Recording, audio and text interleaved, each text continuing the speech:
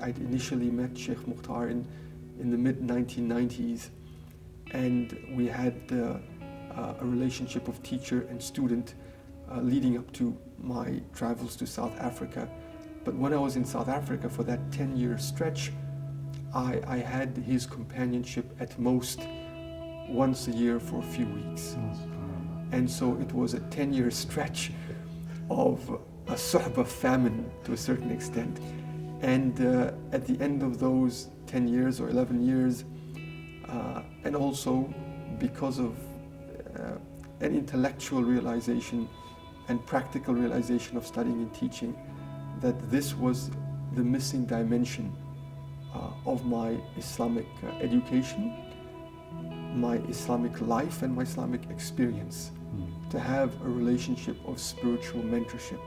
And now, being in an environment like this, an environment of suhbah, life comes together, because these are aspects of life that you don't really get to test your spiritual muscles in unless you're in an environment of fellowship and companionship. So this is as real as it gets. It's the closest thing to spiritual life, to the practice of Islam as a living reality.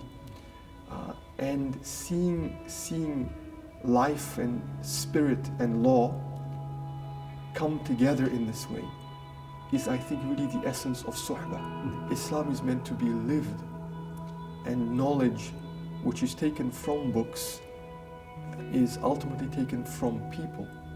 But even that knowledge needs to be expressed and projected in every aspect of my life. I have to live it, I have to experience it, I have to taste it in one sense.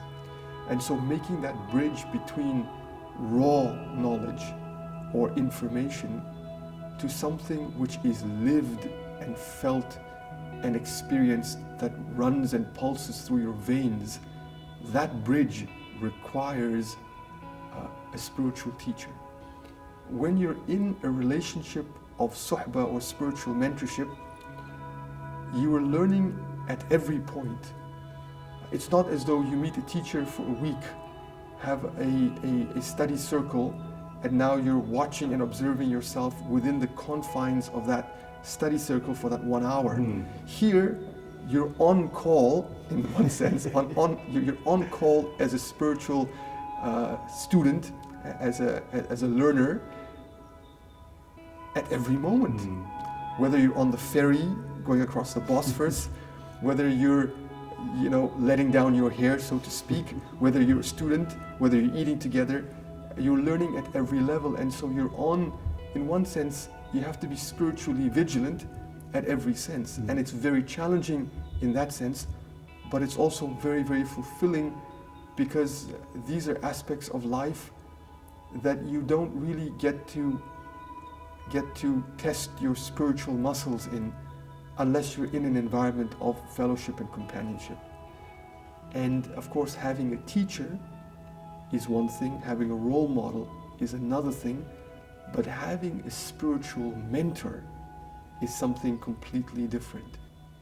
There is no time in our Islamic history, I feel that, no time in our Islamic heritage or legacy where we need suhbah as much as we do now. Because this concept of spending time with a spiritual mentor or mentors and having that relationship whereby the relationship was premised on make me better, beautify my character, help me beautify my actions, help me become more beloved to Allah and more loving of Allah. That concept was always an organic and integral part of our Islamic history. And it's only in modern times where we seem to have dispensed with that. And I find that whether you've studied or whether you have not studied, and whether you've studied for a long time or a short time, man or woman, young or old, all of us need some element of the suhbah in our lives and some connection in our lives.